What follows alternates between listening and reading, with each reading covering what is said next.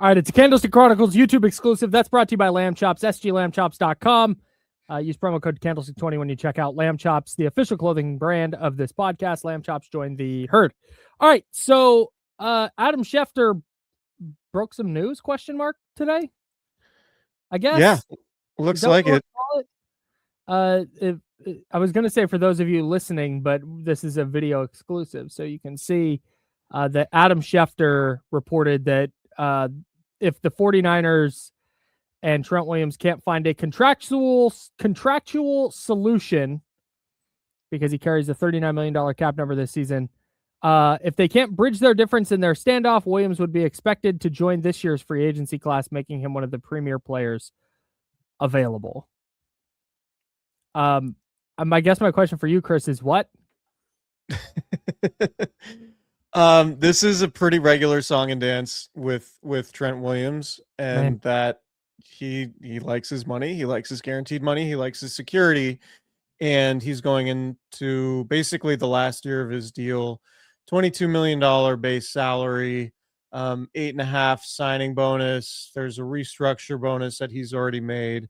Basically, his cap hit is $38 million, which is a pretty big cap hit, even for one of the 3 or 4 best left tackles in football, right? And this is always how these restructures go. You kick the can down the road a little bit, you push money back, right?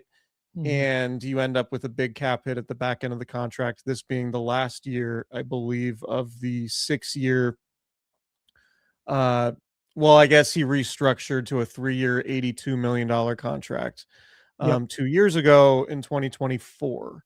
And that was the year, I believe, that he had the holdout leading into the season. He missed all of training camp, didn't sign the contract until September, and didn't have his best season. I know there was an ankle injury in there late.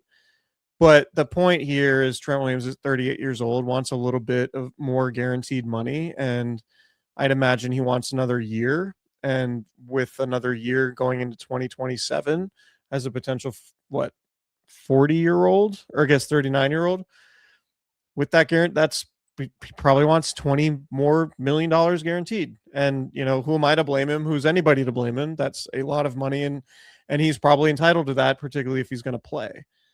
What was most notable to me about Schefter's tweet was that it came out about 2.5 hours before John Lynch was set to address reporters at the Combine. And we're recording this at it's currently 2:14 Pacific. He's going to talk. John Lynch is going to talk to reporters in Indy at 2:30. So in about 15 minutes. I'll give you guys a preview what I think John Lynch is going to say. We love Trent and we want to keep him here, and we're going to work through this is going to be my guess. I would be stunned if the 49ers release Trent Williams. It doesn't really make any sense for them to release him. He's under contract. If he doesn't want to report to training camp, then they can fine him. They can do all that stuff. I would be really, really surprised if they did release him. I think maybe if it really doesn't work out and there was another team elsewhere that wanted to pay him, Trent Williams still has trade value. Maybe the 49ers would do that. I still think that's unlikely.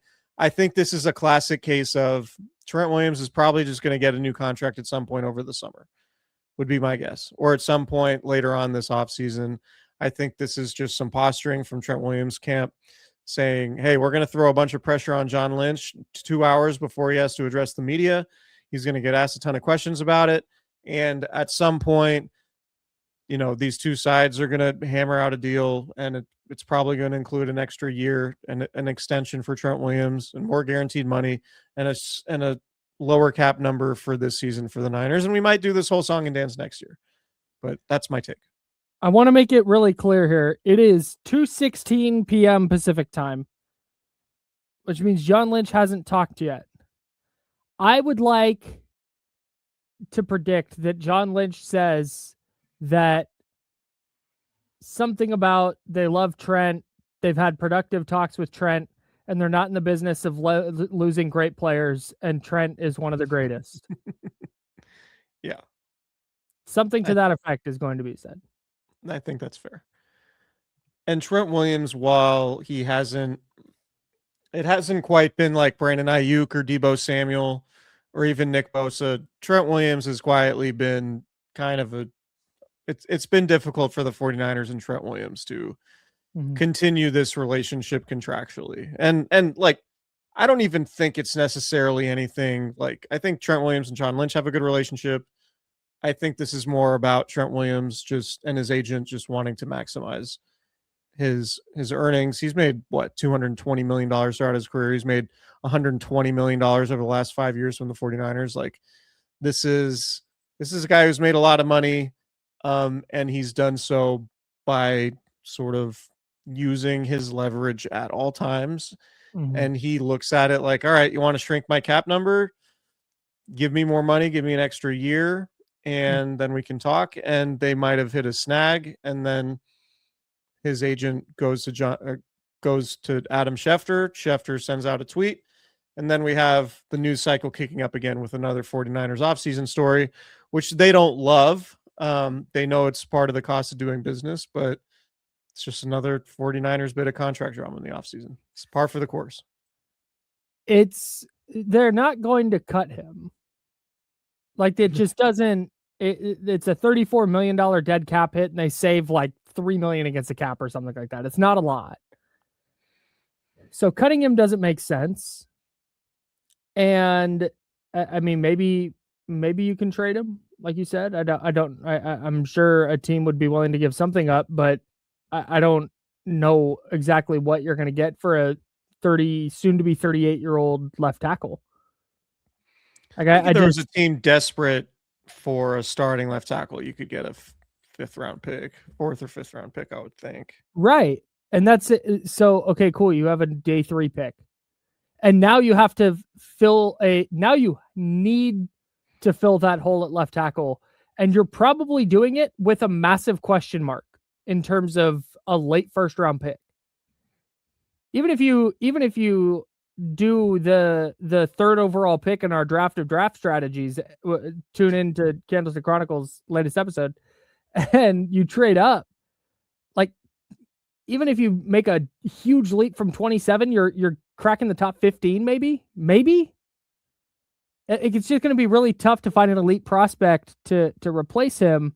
And that's why we've talked about for the last couple of years, do you draft a player who can kind of develop in that role so you feel good about it when Trent Williams leaves it, you have somebody in-house who can play the position. And they don't have that. So that puts a massive, massive need atop their offseason priority list. And I just don't, that they're not so financially strapped right now that they would need to do anything dramatic like that. This feels like a February ass storyline to me. And what you did was just lay out all Trent Williams points of leverage. Right. And that's what Trent Williams and his camp, I'm sure, is saying to the team. Yeah. Like, if you trade me, okay, you say you get a fourth or a fifth round pick. Awesome. You expect to have a starting left tackle with that pick? You expect to sign a really good left tackle in free agency? I haven't even looked at the group of free agents, but I would imagine that it's probably not great, right? It's typically like, if there's an elite left tackle, they don't hit free agency. Like, what they're either, like any other position, an elite quarterback, an elite receiver, like, these guys only change teams by trade. So maybe there's a trade out there that we don't know about, but yeah, that's Trent Williams' points of leverage. Like, the 49ers would be screwed in a pretty significant way if they didn't go into next season with Trent Williams as their starting left tackle. Trent knows that. Trent wants more money. Trent's entitled to more money, I think, and that's what he's pushing that button. Or is it not that he wants more money? Is it that the 49ers went, hey, you weren't quite as good last year. Can we give you a little pay cut so we can build elsewhere and use that money to do X, Y, and Z? I'm sure they didn't specify to him, but use that money elsewhere. And he said, because they did it with Kyle Juszczyk, they tried to do it with Eric Armstead. And with Trent Williams, he's too important. Like, you're not just going to let him go the way you did Eric Armstead. I'm sure, like I said, it's February right now. I'm sure the Niners are like, hey, you're due for a $39 million cap hit. Can we give you a pay cut and bring that number down to 25? I don't know. and he says, no, thanks, I'm going to not do that. I'll see you in July. Like, that would make sense to me. Yeah. Like, this might be his last year of football. Mm-hmm. There's no reason to take a pay cut. Like, it's not on him. It's not his responsibility to get the 49ers where they need to be financially.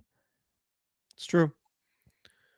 That's true. So yeah, I would, it'll be interesting. Again, my expectation is this will drag on. This will be similar to the 49ers just dig their heels in. This is their history. They will dig their heels in. This goes back to Mike Silver reporting about George Kittle's initial second contract with the 49ers, that the Niners lowballed him, the very first offer. And it was George Kittle's agent, Jack Beck, that called it the Valentine's Day Massacre, right? It was just such a terrible offer that it created sort of, I don't want to say it created bad will, but it sort of set the tone for negotiations. And it got pretty contentious with George Kittle. And it's gotten contentious with Brandon Ayuk. And it seems like it's gotten contentious with Nick Bosa. And it seems like it's been problematic with Trent Williams on a couple different occasions now. It seemed like it was problematic with Juwan Jennings last summer, right? This is just the pattern. The 49ers generally are really good with their cap. Like, they don't have too many bad contracts. They don't put themselves in too many situations where they have a ton of bad money. And even still, they have a willingness to eat bad money if they have to, which is what last season or 2025 was all about. The point here is, with being good at the salary cap generally, it means holding a hard line with your players. So this is the back and forth that the 49ers deal with as often or more often than any other team. And so to me, I'm expecting this to get resolved. It'll be contentious. Trent Williams won't be at the offseason program. I think it would behoove the 49ers to get it done in the spring rather than have it linger at all through training camp. I think if Trent Williams and the 49ers can kumbaya by the time the mandatory OTAs happen in June, that's a good scenario. You don't need Trent Williams to be in the building in April for conditioning and all that stuff. Like, if Trent Williams is there at mandatory minicamps in June with a contract situation resolved, that to me is a good outcome for both sides. If the 49ers dig in and Trent Williams isn't reporting until 4 days before the season opener, then that's problematic, and you're probably not getting a great Trent Williams season if he's not practicing football for 6 weeks leading into it.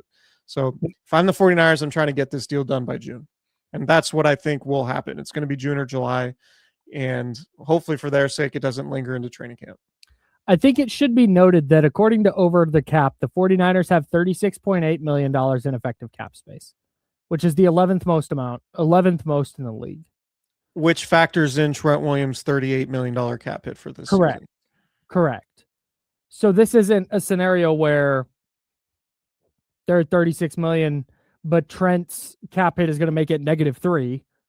Like, no, they have $36.8 million available. I don't think that Trent Williams' money or giving Trent Williams a pay cut is going to be such a top of the line priority for them to be able to do anything, that this is going to cause them to do something dramatic like trade him and fuck up their offseason. Maybe I'm wrong, but that's how this seems to me. I'm with you. So John Lynch is actually scheduled to talk in 5 minutes. If there is anything super notable of that, we can do another video, but I think we covered all of our bases for now. So subscribe to the YouTube channel. We really appreciate it. Subscribe to the Candlestick Chronicles podcast, wherever you get your podcasts. Shout out to Lamb Chops, sglambchops.com, our sponsor, best clothing gear that you can possibly find anywhere. So we'll talk to you guys later on. See ya. Shout out Al Roker.